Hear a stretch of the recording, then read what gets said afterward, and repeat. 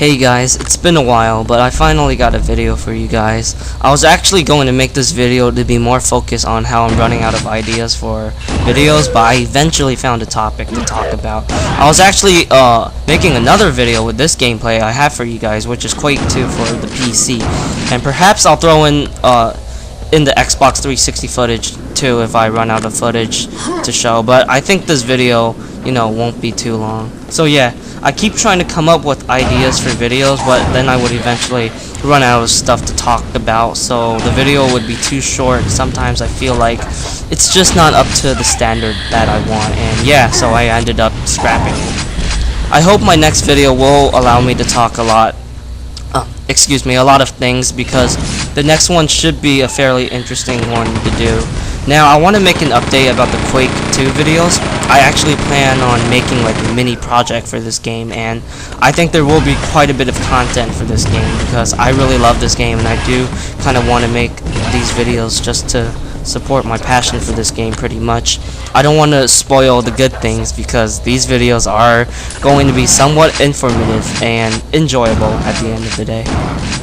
With that said, I want to talk about reimagining old video game series. Now, when it comes to these, situations, it seems like everyone always wants their favorite games to basically be an expansion pack of those games with better graphics.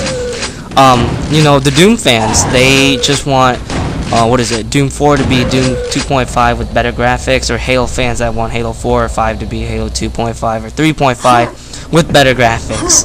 I can totally understand, why the fans feel this way. It's because they love that specific game so much that they really feel like it's the safe route to take, because when you change stuff, you're going to ruin the stuff that they like.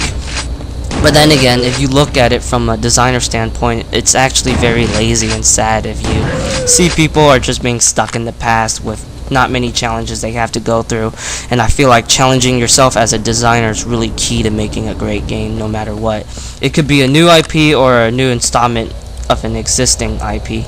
I actually always love to see reboots of my favorite games. The main reason why I get so excited for these type of procedures is because I really think it's cool to have a lot of freedoms and cool ideas that you can throw in for for an already existing sandbox. For example, I always thought, Duke Nukem Forever alien design was really good overall. I thought they all looked faithful to the Duke 3D design, but they look so much grittier and visceral. It just looks so cool to see how 3D Realms reimagined them, and they also look, quite different from their Duke 3D variation also, but I still think overall they did an amazing job on the enemy design, and that's one thing I can really say that Duke Nukem Forever really nailed upon. I also liked how Doom 3 tried to stay true to the close quarter engagements that Doom 1 and 2 were known for, even though it totally felt different because of the survival horror approach. But I really think it was that nice marriage of new and old elements for the Doom franchise to really feel like a true reboot and a new game overall. Those are really some of my reasons of why I like reboots so much. Sure, there's going to be, some concerns. I remembered being concerned with some of Halo 4 stuff, but I think it turned out to be fine overall. However, I do think, it's a good thing. It really engages me to be more interested in the game if there are, some new mechanics or features to really let you see if they work or not.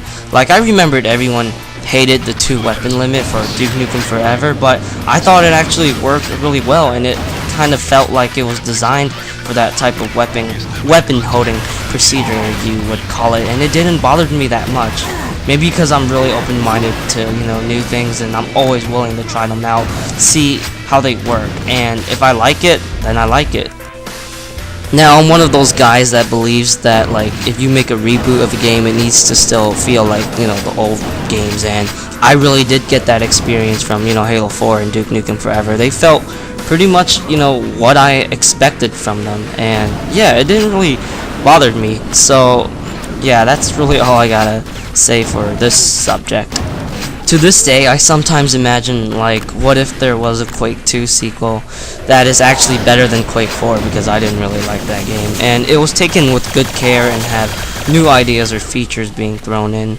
I think it would, be cool to play. I've always loved how Quake 2 is a futuristic shooter, and the Strogg design would look so cool if the graphics are much more up to date. And man, I really think it would be sweet to, see yourself in a Strogg territory with like cyberpunk inspired architectural design, because I feel like the textures for the Quake 2 maps, they don't really feel cyberpunk, despite of Quake 2 having some of that, influences, like the whole flesh meets machine type of thing.